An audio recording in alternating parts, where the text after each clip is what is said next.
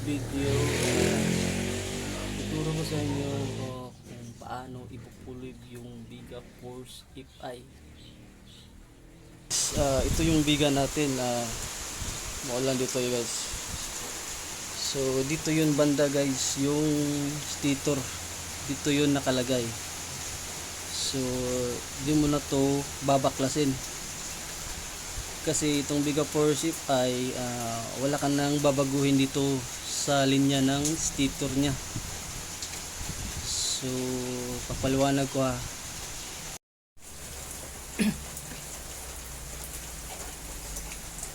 Ito guys, may sample ako ng stator ng Biga Force FI. Ito yun.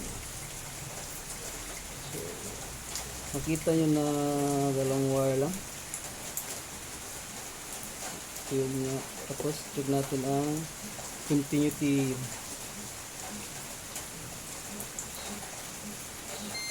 Yun o, meron.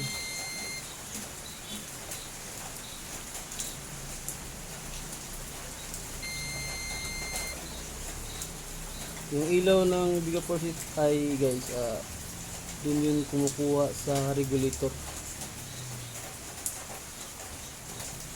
So next,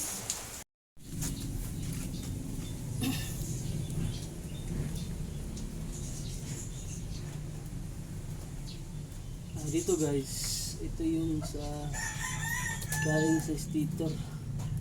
Ito yun ang puti. So galing sa puti ito, may binago ako dito. Ito yun. Itong isa silbi isa itong linya ng ground. So pupunta to sa full wave regulator. Pupunta to dun. Kasi yung isa dito hindi ko pinakialaman kasi isa tong linya ng stator din. Kasi yung nakalagay dito nakunik yun sa body ground, so dapat walang contact ng body ground papunta sa full wave regulator natin. Okay.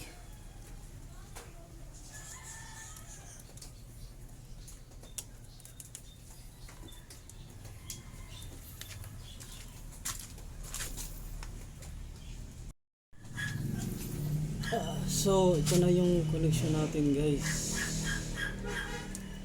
Siyempre itong green sa ground to, itong yellow sa stator,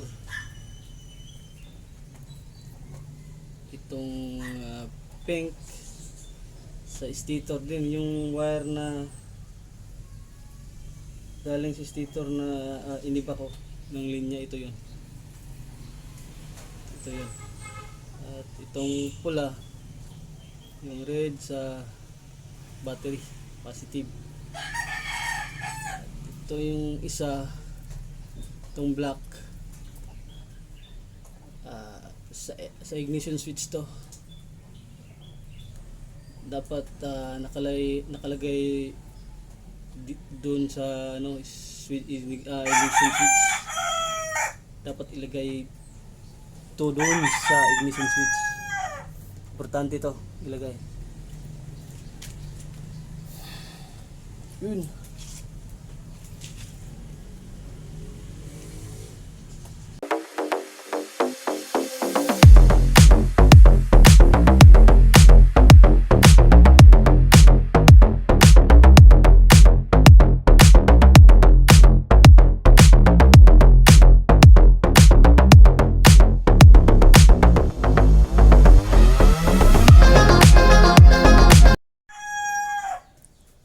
Okay, check tayo guys. Ito yung voltmeter nya. Tingnan nyo guys. What 13.1. Kasi battery na ginagamit ko dito yung LiPo 4 na battery. DIY ko lang. So sa next, abangan nyo sa next video, yung LiPo 4 naman natin ang yung i-video natin. Ito i-tutorial natin. So start na tayo guys.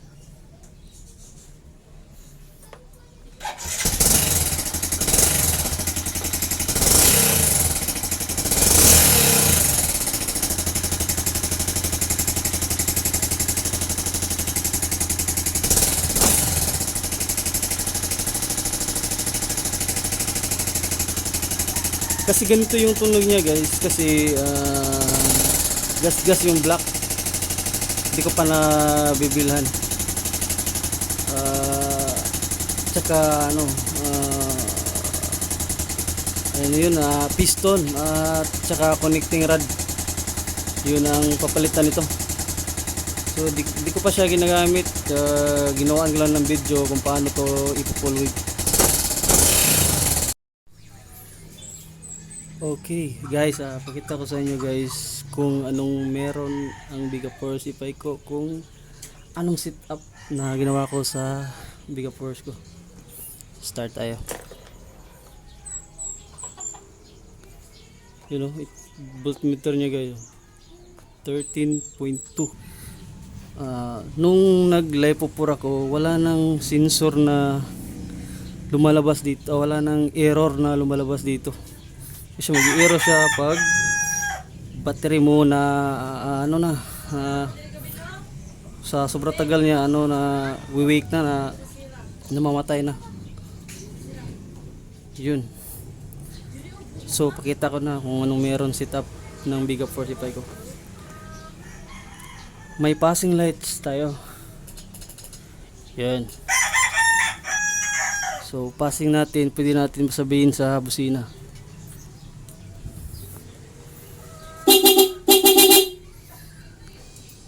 Tapos may driving natin to. High nya yellow, low nya puti.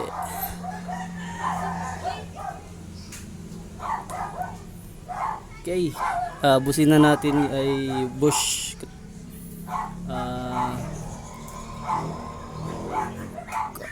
compact horn Bosch yung brand ng busina natin.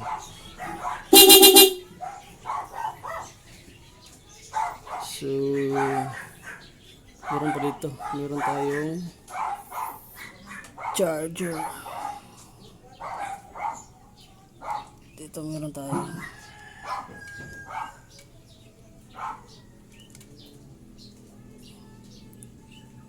USB charger.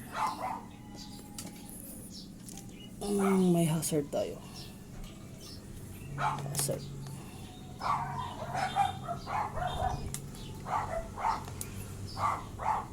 Yan, naka-hazard.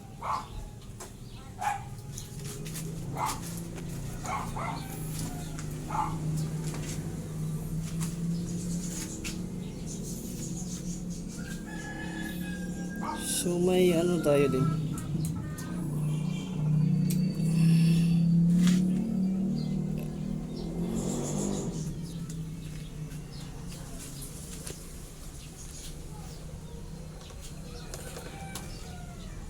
yun, pogi.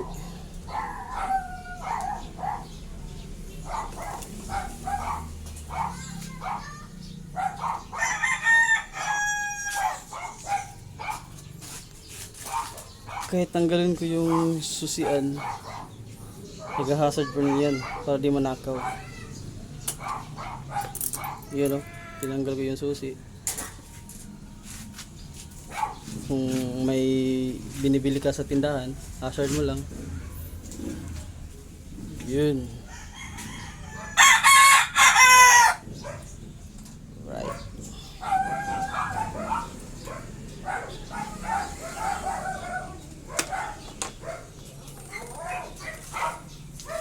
Okay, just follow mga boss. Like and share lang. Okay, subscribe na rin boss. Okay, thank you.